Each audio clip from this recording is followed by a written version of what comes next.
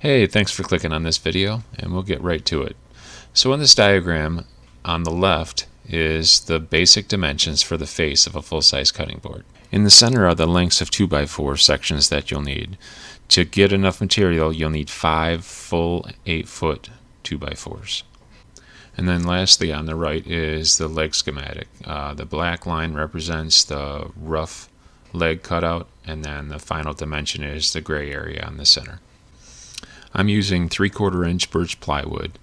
I cut it to 23.5 by 47.5 because I'm adding a 1/4 inch perimeter of walnut around the outside to try to hide that end grain of the plywood. Then I cut a piece of walnut about 50 inches long and ran it across the joiner several times until I had one nice flat side. With that done, I was able to head over to the planer and run it through several times to get 2 parallel nice flat sides. This is air dried walnut, and I just love how it looks after it's been air dried. It's just so dark and beautiful. I planed it down to 3/4 of an inch, which is just slightly thicker than the plywood I'm using because that's never really 3/4 of an inch. Then it's back over to the joiner one more time, and I'm going to joint one edge so it's nice and straight. That way I can head over to the table saw and start ripping it down. Then I cut 6 1/4 inch wide strips on the table saw. Adding this 1/4 inch perimeter of walnut brings it up to the full 24 by 48 inch size for the face of the board, and it also just gives the board a nice accent and covers up the end grain of the plywood. And since I'm trying to do this build in one day, I'm using an 18 gauge nailer to adhere the strips to the side of the board. That way we can keep things moving along.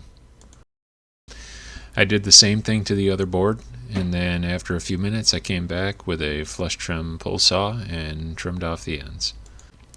Then I came back with some 220 and just gave it a very light sanding since the veneer on this stuff's pretty thin, so I just was careful not to get too aggressive. There was one small knot hole that they filled from the factory, and that putty's pretty soft, so I put some CA glue on it and sprayed it with some activator and then sanded that back down. I have a guide with a nice round 6-inch hole, and it's spaced exactly 9 inches on center from the top. So once I clamp that down, I can use a template router bit to go ahead and cut out this hole. After that, I added a bunch of painter's tape to the area that was going to get the first section of the design. As you can see, I have a little friend that likes to come and visit me. It's the friendly neighborhood chicken that always likes to hang out in my garage. In the past, I would have taped on a stencil and trimmed out the letters and shapes with an X-Acto knife. It was very time consuming. It did work, but it was a lot slower. This laser makes quick work of it, and then I can go ahead and peel out the shapes. Then I made sure the tape was pressed down firmly around all the perimeter of the outline, and then it was time to start applying stain. The key here is not to apply too much stain, and to wipe it up quickly, and also don't push down too hard when you're doing it, otherwise you'll force the stain to bleed under the tape. And now it's time to move on to the underside. This is a diagram of how to break down the 5 8-foot 2x4s. So I went ahead and did that, and here they are, minus the 2 12-inch pieces, which I forgot to put in the image. And then even though you took some time picking out some nice straight 2x4s at the store, you get them home just to find out about 2 days later that they're twisting and cupping and moving. So I'm going to go ahead and flatten these on one side and then move over to the planer and plane them down to about 1.25 inch thickness, and then back over to the joiner and I'll square up one edge. Then back over to the table saw, and we will set the fence to 3.25 inches. That's the total width of all the rails, so that way when we add the 3/4 inch top, we're at 4 inches rise for the total height of the board. I cut the 2 end rails first, and I just made small cuts sneaking up on that perfect fit. And again, since I'm doing this in a one-day build, I'm adding pocket hole screws along with glue to secure these rails to the top. Even if I'm not doing a one-day build, I still like to add the pocket hole screws along with the glue. I like the added strength, and maybe it's a little bit overkill, but hey, at least it's not going to fall apart. And I'm using clamps to line this all up as closely as possible because I want to minimize sanding, because Nobody really likes sanding.